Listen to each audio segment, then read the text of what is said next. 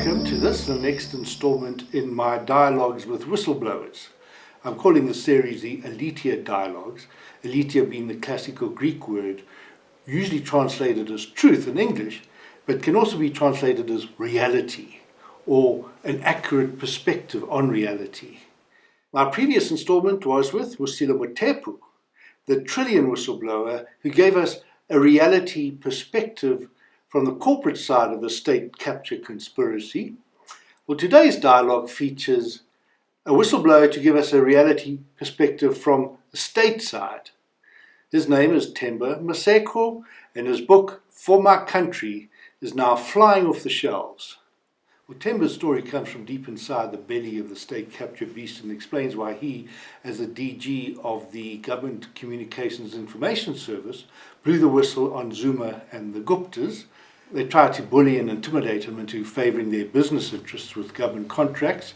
He refused to play ball and was pushed out of government and found himself, like Wusilo and so many other whistleblowers, crying in the wilderness. Well, it's all about speaking truth to power and the truth being spoken about power and why power behaves in the way that it does. I'm also something of an amateur historian, and I found it always helpful to zoom out and frame the issues going all the way back to the 1980s. In one of my earlier dialogues, I had Roland Hunter and another friend from those days, Andrew Feinstein, reflect on the issues with me. So check that out now in the link appearing above.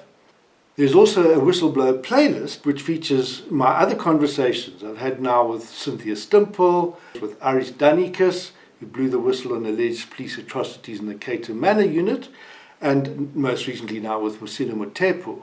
Well, I've been using my lounge as a studio for these past conversations, but today my co-producer, Tebogo Pase, and I decided to film this dialogue with Themba in Delta Park, under the trees nearby. Well, these visuals now playing will give you an idea of where we're going. But it's not just because of the COVID physical distancing protocols that we're going there. There's a very special tree planted by a very special woman 16 years ago in the park. Well, the story behind the tree provides a wonderful, what I call a root metaphor, to help us understand why it's so important to ensure whistleblowers are also protected, so that the truth they speak rises from the underground to reforest South African society after the devastation and desertification of our economy because of state capture. So, let's get going. La nuit est chaude et je vois que la lune est claire. Quelque chose plus vieux mais aussi plus nouvelle. Doucement Afrique, doucement vous entrez mon cœur. Et je sens au moment que la vie est belle. Afrique unitako, Afrique ushongile, Afrique unitako, Africa ushongile. Well, Delta Park, it is a sanctuary not only for birds, but for anyone who needs to reconnect with nature and receive its contribution and benefits for their quality of life. And I'm told by Jeff Lockwood, who is the curator of the Delta Environmental Centre, that the COVID crisis has in fact brought a lot more people to Delta Park because of its expansive nature and the many access points. It has fired up the imagination of many people, including a kind fellow that's donated this lovely drone footage that you're now seeing, Lawrence Severini. He gave it to me in response to a request I posted on the Delta Park Facebook page asking for anybody with some good drone footage I could use as an establishment shot.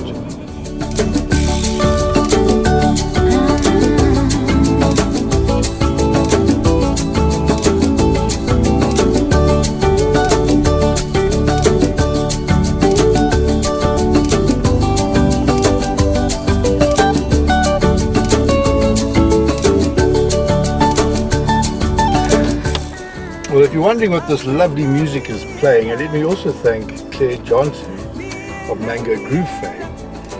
The soundtrack is from an album which she and Jeff Maluleke cut for basically to support environmentalists like me in our work called Staroe, and I just can't wait for the day when Claire and Manga Groove and Jeff Maluleke can all get together again and for a concert in Delta Park. Well, how about that, Claire?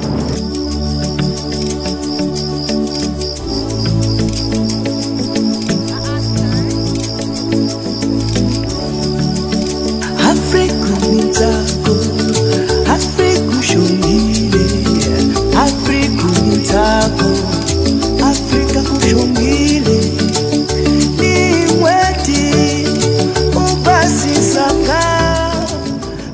The main reason for having Delta Park as a venue for my dialogue with Themba is because of that very special tree. It's an African wild peach tree known as Cattleya africana. It was planted by no less a luminary than the Kenyan Nobel Peace Prize laureate Wangari Maathai. In July 2005, she was in South Africa to deliver the annual Nelson Mandela Memorial Lecture. We managed to persuade the host to let her free for a few hours to formally launch the Southern African Faith Communities Environment Institute. A funny anecdote of what happened during the planting: Bishop Jeff Davies, who had founded SAFC, had been told that as a condition for her coming to plant the tree, she had to be promptly released to get to an urgent appointment scheduled with the Minister of Environment. And he was hovering around anxiously trying to get her to move on. But she decided not only would she teach us how to plant a tree, but also a lesson on recycling. And these trees come in a sort of thick plastic PVC bag. Instead of just ripping it off and chucking it away, she showed us carefully how to take it out this bag and put it in the ground and to reuse that bag for the future. I remember they saying to Jeff, don't worry, the Minister of Environment will just have to wait. I have got a tree to plant. So she planted the tree to launch SAFC, which is still going strong today, and so is the tree. But it nearly didn't. But we've arrived, and I know Themba has another appointment, and I'll save the story of its near death and then surprising rebirth until after our conversation. But first, let me introduce my guest, Themba Maseko, who is no stranger to having to being punctual for cabinet ministers, because he has served as Director General for a number of cabinet ministers, as well as being cabinet spokesperson and attending cabinet meetings, all of which are documented in this extraordinary book, For My Country. Well, Themba, I'm not going to ask you if you ever kept a cabinet minister waiting because you've had a tree to plant. But let's start by linking this conversation with the previous installment with Mosilo Motepu. Now, you were spotted in a restaurant with her, both of you with happy smiles on your face, showing us your newly published books. Tell us how it feels now to be part of this movement initiated into the whistleblowing community. Well, the experience of meeting Mosilo for the first time after we had completed our books was quite inspirational in more ways than one, because it made me realize that as whistleblowers, we often talk about lack of support that we're getting from the general community. But as whistleblowers, we are not there for each other. We don't share stories, we don't communicate, we don't call each other. And I think from a point of view of just providing support to one another, it was important that we actually compare notes, support one another, and make sure that in fact we can continue managing the difficult circumstances that we are experiencing today. So your book's titled For My Country, and hers is Uncaptured. And I think they actually go quite well together. Uncaptured for my country. Well, real change comes about when there's a sense of agency, where people are the protagonists of the narrative. And I've really been concerned that so often whistleblower stories are dominated perhaps by the lawyers and the journalists, and not about them, the people that are really making the big sacrifices. And that's where Mosilo was particularly clear about that and her challenge to us. I mean, how have you found your experience with media lawyers? Look, have they understood? I think they've understood. I think that journalists in particular have played quite an important role. In my case, in terms of making sure that my story is out there and told, they've been very supportive. I think that there's obviously still a lot more to be done by other professionals in the sector. As you mentioned, your lawyers, business people, church leaders. And something that was in my space missing quite a bit was the need for psychosocial support. I realized that as I was writing the book, I did not spend enough time reflecting and thinking and talking about my own experiences. And sitting down with Musilo, getting a sense that a lot of the things that I was experiencing on my own are things that all whistleblowers are going through, and the need for support is out there. And from time to time, as whistleblowers, we tend to think about the financial pressures and doing something about that, but not enough to make sure that we get a lot of moral and psychological support. Yeah, because the people that you're speaking truth to, the powerful, have all sorts of manipulative ways to make you feel like it's your fault. Yeah, it happens a lot. I mean, it moves from saying all kinds of things about us in the media. In my case, when I came out, there was that very unpopular TV station called ANN7, which was a Gupta-owned TV station. For a period of about 3 weeks, my face was splashed on television and being called and accused of being a liar, being anti-Zuma and all those kinds of things. So they did a lot to try and discredit whistleblowers in general and me in particular. So they had that machinery, and yet I was not even given right of reply. So you have to rely on TV stations, radio stations calling from time to time to say, do you have any comment? Do you have anything to say? But overall, yeah, it's a battle, it's a struggle. Your book is really more of a full biography of your very interesting life as an activist, initiated into the liberation struggle at the very young age of 12 as a Sowetan in the 1976 uprising. What audience were you specifically targeting? A lot of people in mind. Firstly, I was thinking about young South Africans who needed to know where the country comes from. People who must be able to make connections between what happened in the June 76 uprising, how it contributed to creating a generation of activists such as myself, people who ended up going into political activity and ultimately joining government. So I was actually concerned about the need for young South Africans to actually understand the history of the country and some of the people who are involved in government. And also I was thinking about a lot of civil servants, people who are in government, who might be experiencing all kinds of pressures as a result of the new generation of politicians who came into government, were driven and motivated by the desire to line their pockets. So I was communicating to them to say, these are the challenges that I faced, this is how I dealt with it. I decided to defy the strongest, most powerful politician in the land, that is Zuma, when he said I must help the Gupta brothers.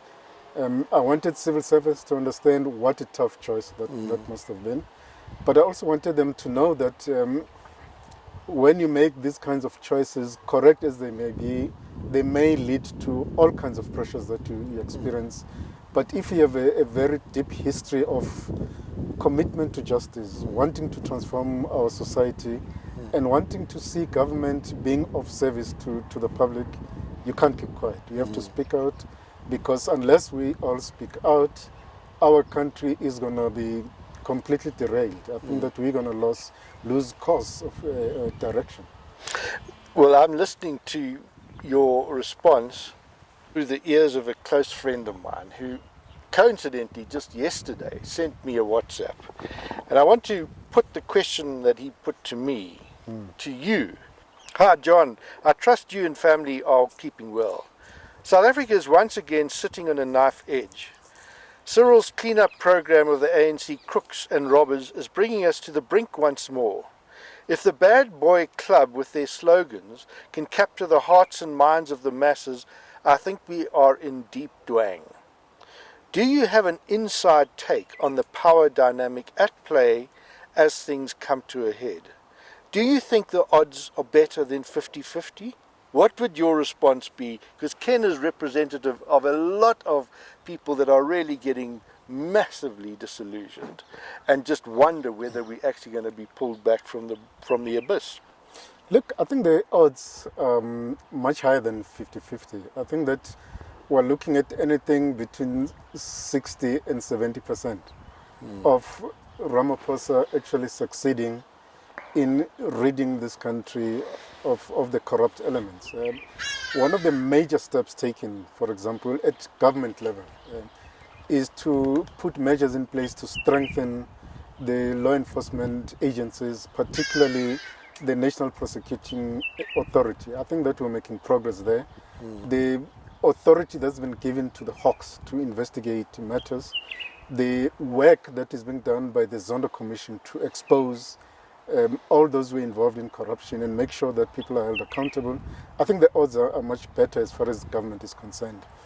Within the ruling party itself, I think that Ramaphosa is also doing a lot of work to strengthen his hand in order to deal with the corrupt elements within the ANC.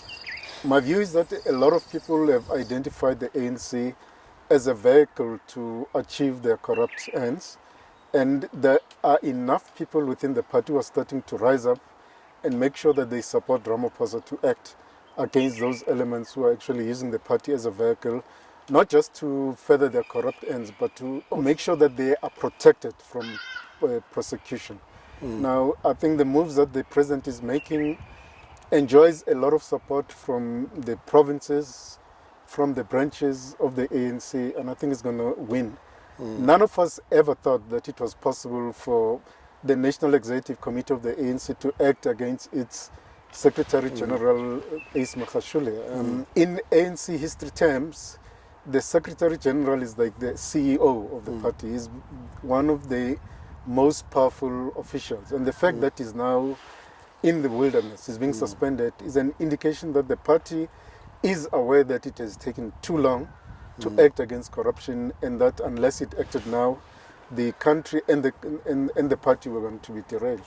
So I think that the odds are getting better by the day, and more people in the ANC are beginning to realize that corruption has gone too far in this country, and unless the ANC is seen to be leading against those who are involved in corruption, ANC members, our country is going to be in trouble. The tide is turning a bit slow, but I think it's moving in the right direction. So personally, I am confident that in fact Ramaphosa's moves will actually begin to send a very strong signal to the country that in fact the ANC is waking up to the challenge of acting against corrupt elements.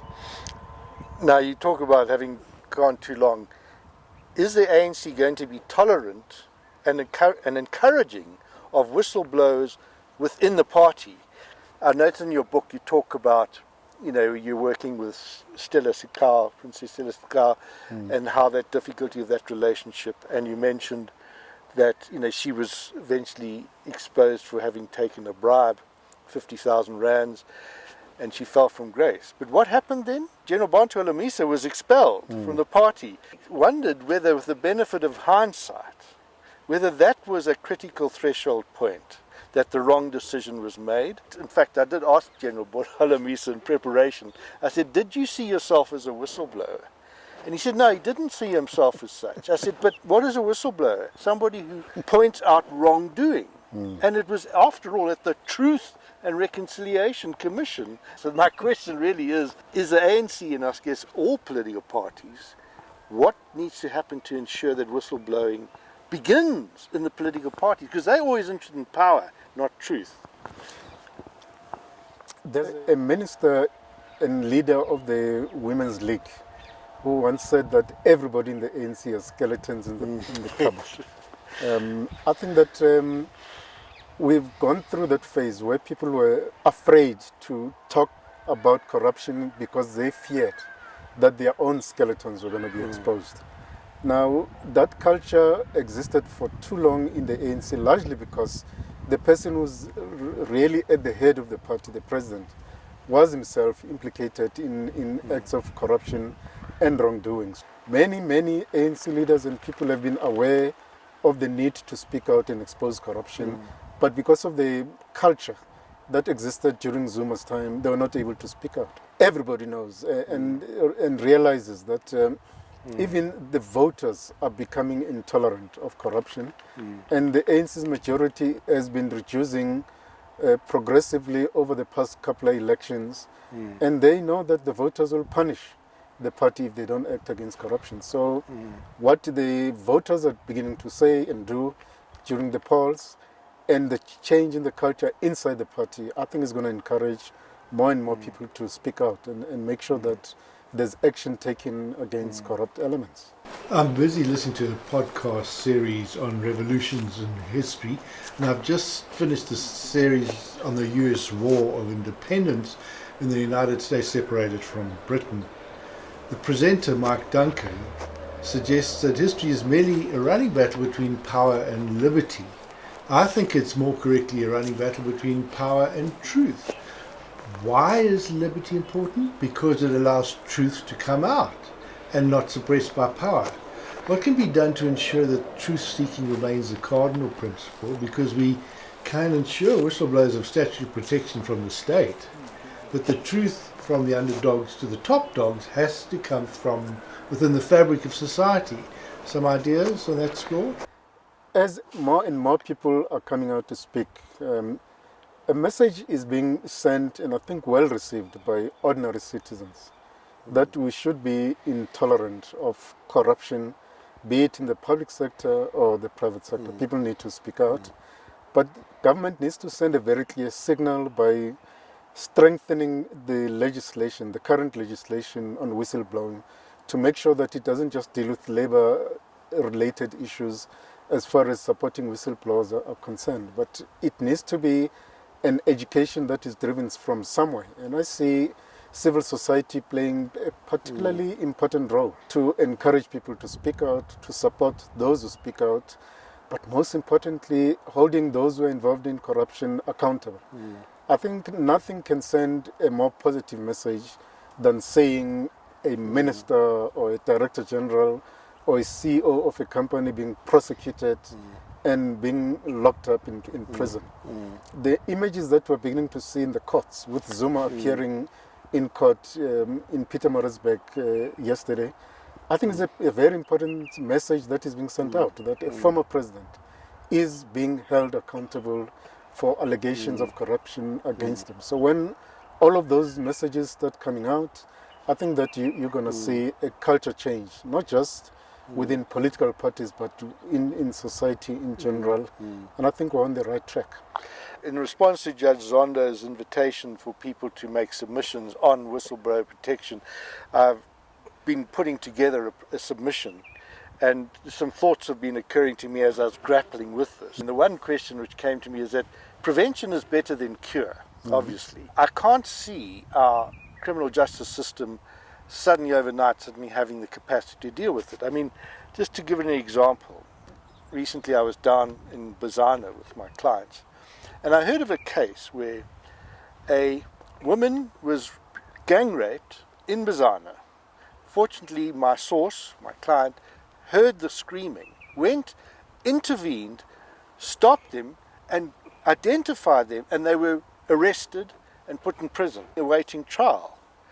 5 months later, they were released. They didn't even get to the point of going to plea because of the overwhelming overload on the criminal justice system. So we've now got this woman still with these two guys wandering around in the community. My concern is to Zonda saying, in theory, very fine to actually say we need a better legislation. But I'm saying, how do we prevent? How do we get an ethical culture within society at its very fabric? And that's, I guess, why I'm saying why political parties mustn't just simply pass legislation. They must take responsibility for allowing truth tellers in their own ranks to speak out and not be intimidated. Look, I think that there are many things that need to happen at the same time, and they are not necessarily alternatives. One is, as I said, the need to educate the public. And the danger that we're facing is that because we've allowed corruption to simmer for so long, it has filtered down to almost every level of the public service. You see the cases of bribes being paid at Eskom for small contracts. Everywhere you apply for a license to do a business initiative, I mean, I've had experiences where unless you are willing to pay a bribe, you don't get a license to do anything in this country. So this corruption is filtered down to almost all levels of government, largely because people lower down can see that nobody is held accountable. People at the top are getting away with murder, so to speak.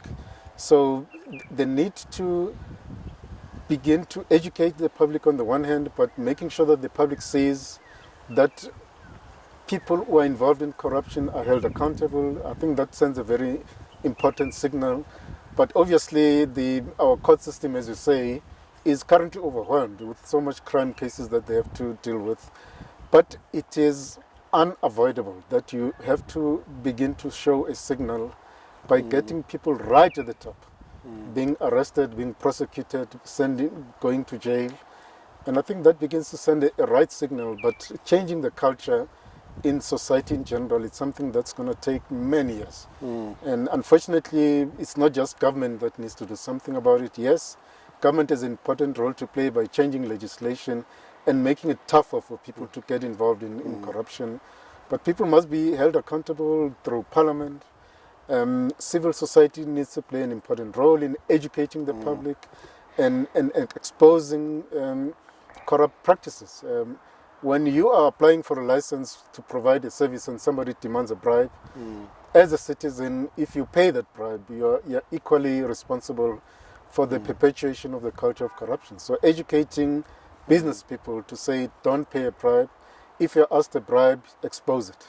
And I think those are the kinds of things that need to happen throughout society to make sure that we get a hold of this corruption. There seems to be a convergence of ideas from different people suggesting that what's needed is another type of Chapter 9 institution for the protection of whistleblowers.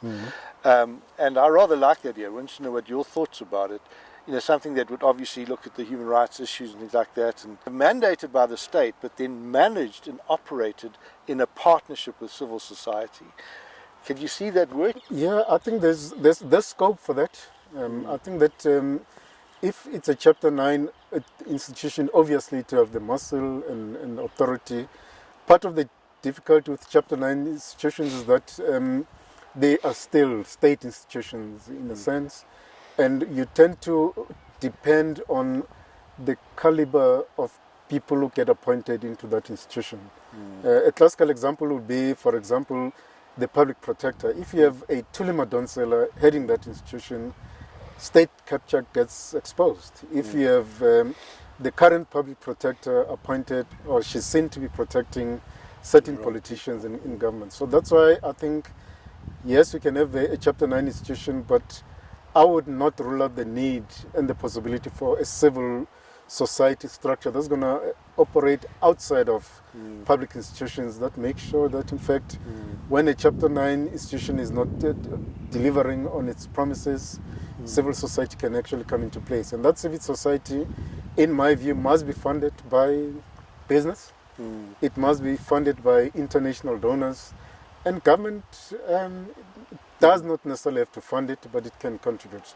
Because such a civil society group can serve as a pressure group and a watchdog to the public sector. The civil society, in my view, has a very important role to play in any society, especially in ours.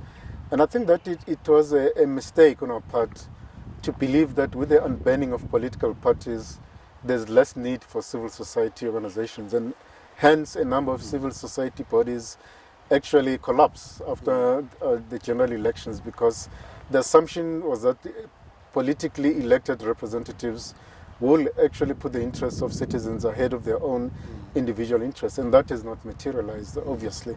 So I think that civil society plays a very vital role.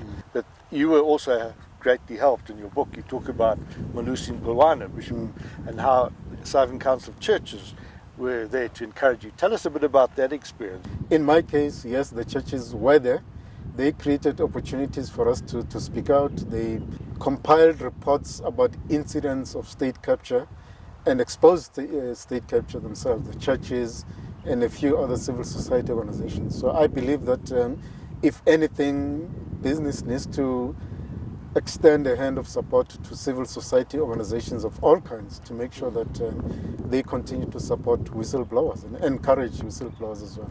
But then it still always comes down to you. In social work, we talk about there's no such thing as problems. There are only people with problems.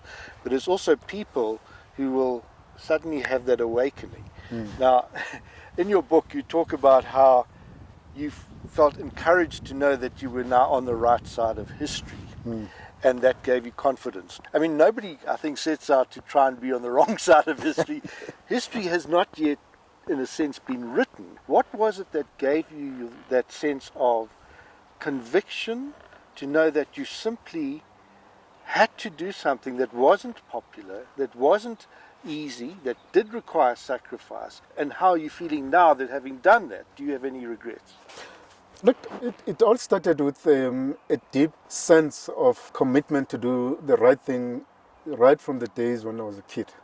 So when I defied Zuma and the Guptas, it was an act of defiance initially, not so much whistleblowing. I said, I'm not going to be willing to do this. If this is what you want me to do to assist the Gupta brothers, then I'd rather be unemployed. So it was a really deep sense of commitment to my own values, my own principles, because I couldn't imagine myself taking instructions from a very corrupt family to actually help them steal funds from public service. It became a lonely place when I left public service. I was still convinced that, in fact, I had done the right thing. But if truth be told, when I had that experience with the Guptas, I was not aware that there was a bigger scheme that was unfolding right in front of our eyes, that there was a broader strategy to capture the state, as it were.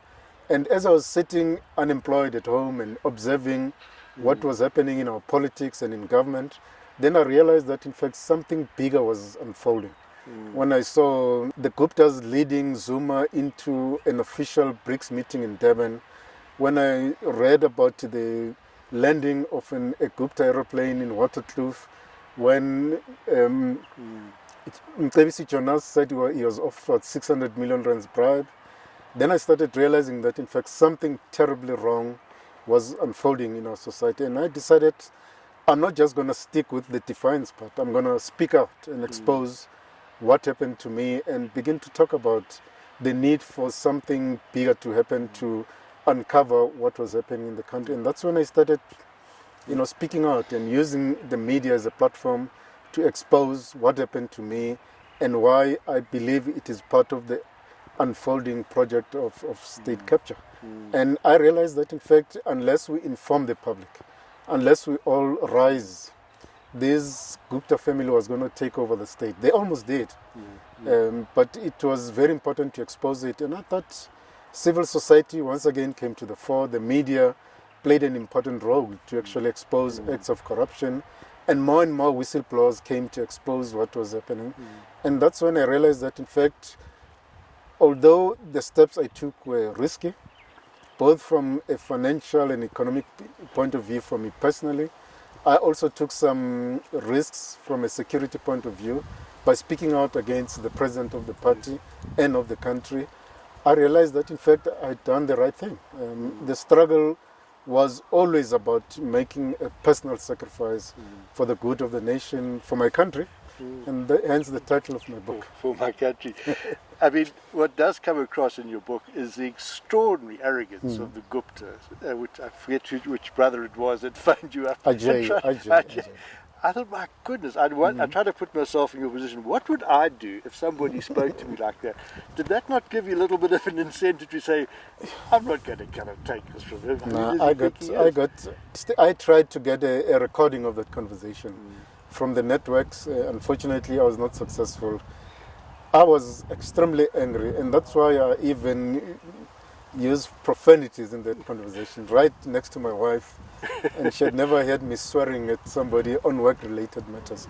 But it was very upsetting for somebody to have the nerve to give an instruction to a government official. And I wasn't just a normal government official. I was head of government communication, which was part of the presidency. For somebody who was not part of the state to give an instruction to a government official, in my view, was the most unacceptable thing that could ever happen to anyone. It was upsetting. Another character, in sharp contrast to Ajay Gupta, another character in your book that I would love to have got to know more about was your father. Because, he died in 2014. As I was reading the book, I said, I hope he's still alive. Because I also wanted to told Musila, I want to meet her mother. The apple doesn't fall far from the tree. And tell me a bit about the role your father played in your family and giving you and shaping your sense of character. Look, my father was a very religious man, hardworking. He raised a family working very long hours. I mean, his average working hours were about 18 hours a day. And he was somebody who was deeply committed to making sure that we got the best possible education. And he took very strong exception if he ever heard that one of his children had missed school or bunked classes or failed a test. And he would actually give us a whipping to make sure that, in fact, we never commit that again. And he was overwhelmed when he learned that I'd actually passed my matric and I wanted to go to university. And he did everything in his power to raise funds to make sure that I went to varsity. He stood by my side when I left government. And he was deeply, and I don't think I mentioned this in the book, was deeply concerned and depressed by what was happening, unfolding within the ANC itself. Yeah. He was not too active a member of the ANC, but he was a card-carrying member. He was deeply concerned, and when I shared my experiences with Zuma and the Gupta family, he actually took strong exception to the way I was treated and what was happening, and I think he even pulled back from his participation in the party. So he was actually a pillar of strength for me throughout my life. Well, I'm sure his soul is resting in peace now in the knowledge of what you've done, and I just want to pay tribute to him. And really, this is a message to young men to say, when you have children, that's the responsibility. You're creating a society. You're not just bringing up a child, and that's been beneficial. I'm thrilled to know that Cynthia Stimple has arrived. She made it. Cynthia, take a seat and quickly tell us, have you got any question that you would want to quickly put to Themba? Cynthia, for those of you who don't know, of course, is also a whistleblower. Thank you, John, and I'm really honoured to meet you, Themba. We've never met, and can you believe we've it? never met. So for me, I'm very honoured to meet you and to hear your story. So I want to say thank you for your courage. Okay. Thank you for your tenacity and perseverance, still going out and continuing espousing the good values and principles that we need in our country. Thank you. So it's always good to be in the company of people who have strong ethics and strong principles, and that's what I see you espousing. What I'd like to ask, though, is after this journey you've walked, which I know is a lonely journey because I walked a similar pathway as you, and today, looking back, what can you say to encourage more whistleblowers and more ethical conduct to people in our country, especially our younger generation who would be up and coming and will be facing similar situations? Thank you. I think as a person, you got to hold on to certain values and principles that you say under no circumstances will I do or act contrary to those principles of integrity and values. And I think that the journey can be very hard, but if you are committed to doing the right thing in every aspect of your life, I suppose the burden gets less on your shoulders. What I think was missing in this whole journey was just the ability to interact with other whistleblowers, people who have stood for the same principles. I mean, I was telling him that, in fact, I met Musila for the first time last week to compare notes and was just shocked that, in fact, we had never met, we had never called each other to just offer each other moral support and encouragement and just being there for each other. So people who speak out, who share the same values, need to be in contact with one another. The whole struggle was essentially about people with the same vision the same commitment, being part of the same struggle, being in the trenches together, and we became a family. We supported each other. We were there for each other. But came 1994, the values seem to have disappeared. We become individuals, and that is why people are looking at their own personal interests again ahead of the interests of the nation and the country. And I think that's where we might have just lost the plot. And I think we need to bring that culture back. Political parties, civil society, whistleblowers, civil servants, we need to communicate and share our own stories and decide what can be done to make sure that we never repeat the same mistake that the country has experienced about state capture. Well, isn't it interesting? Themba and Maseko had never met each other until last week. And Themba and Cynthia had never met one another until today. Just imagine the latent power when people speaking truth to power connect up with one another. And as more and more individuals connect, they become the trees that eventually combine to create a forest, to create an ecology for other life forms to take root. Extraordinary metaphor when you think about it.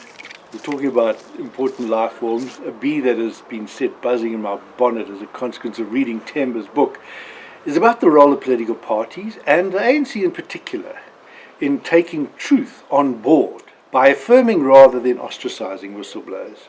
It is also prompted by the point Maseko made in my conversation with her about the second revolution that's now needed, a revolution where ethics, values and truth actually prevails. So the idea is actually germinating that maybe I need to talk to people like General Holomisa, who was expelled from the ANC, and others to reflect with me on the issue. So any thoughts on that, please put them in the comments below. To conclude, I promised to finish the story about Wangarie's tree as a root metaphor for whistleblower protection. Well, after the launch of SAFC, I took it upon myself to keep an eye on the tree and also to spend time in contemplation here. And I've also brought several of my friends, some grassroots activists from the Wild Coast, to tell them the story.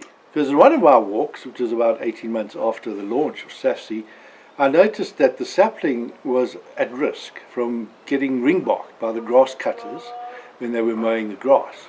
So I made a mental note to do something to ensure the tree was protected from them. I procrastinated too long, and then on one of my next visits, I was horrified to see that the tree was gone, and all that was left was this indentation in the ground where it thought that was the end of it. I was so angry. Wangarie taught us to reduce, reuse and recycle. All I felt like doing was to repent. But at the time I was fortunately reading a book that helped lift my spirits and make meaning out of it all. It's a book titled Soil and Soul, People versus Corporate Power, written by Alistair McIntosh, a Scottish Quaker pacifist and environmental activist. Well, it's the amazing story of how two crofter communities from the Hebridean Islands of off Scotland were successfully able to name, unmask, engage, and even then redeem the powers, both corporate and state powers, to, in short, bring together the world survival trinity of nature, humanity, and technology into a mutually beneficial relationship again. Their struggles are more than mere grassroots struggles. They connected more deeply into the taproot of their ancient Celtic spirituality and culture. And I learned from their story that the taproot of some trees remain even after the top has been shaved off by sheep or grass cutters. And so too can that serve as a metaphor for how human cultures can regenerate. The biomass of a tree is not only what you see above ground. Neither is human culture really what you read in the daily newspapers or watch happening in the Zondo Commission. Well, this was a huge encouragement to me. In my next visit, spring was now beginning to spring, and I was walking the dogs with my daughter, and lo and behold, I noticed that not one, but several roots were springing out of the ground. 10 years later, here the tree is, firm, sturdy, and an inspiration for us all. Well, I think it's pretty obvious what this has got to do with whistleblowers. There's truth underground, wanting to break through into the open. Of that I have no doubt, that as soon as we just simply provide a protection for them, and an encouragement and a fertilizing and a nourishment process, it will break forth and it will help regenerate this desertified economy that state capture has left. There are so many other whistleblowers out there potentially to blow the whistle. Let's make sure they get the support and protection they need. Thank you.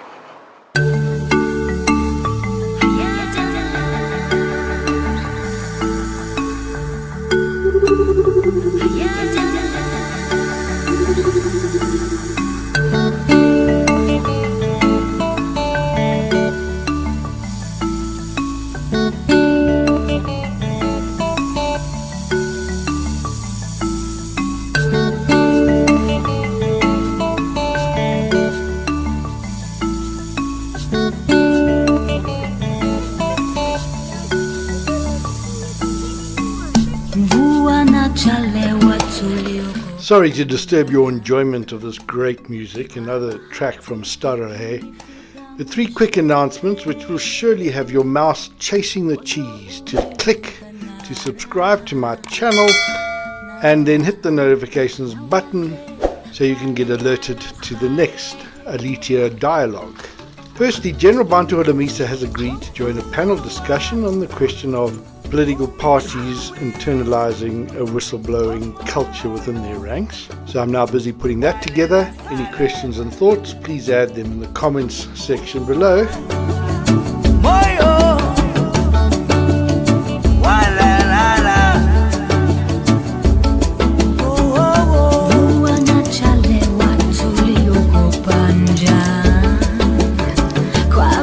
Secondly, some good news on another previous dialogue.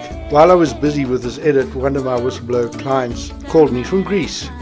It was Aris Danikas to tell me that Daily Maverick had now published an apology to him and given him a right of reply. I helped Aris with his complaint to the press ombudsman against Daily Maverick and Jacques Poe for an article that contained false and defamatory statements about Aris.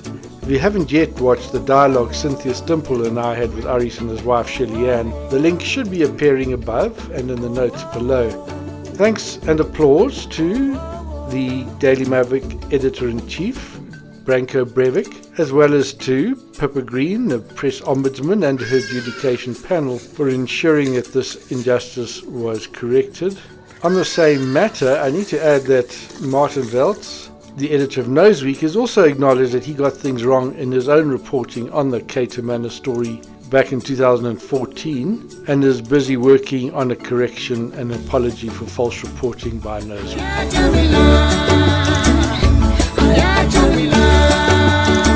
The third announcement is now that the apology and right to reply have been published, Aris and Shelly Ann Danikas are available to do a Zoom press conference for journalists and whistleblowers, partly to answer questions about his time as a police reservist in the Cato Manor unit in Durban, but also to share with us the benefit of his experience since then working internationally as a volunteer with Blueprint for Free Speech. So watch out for that and contact me if you would like an invitation to that event.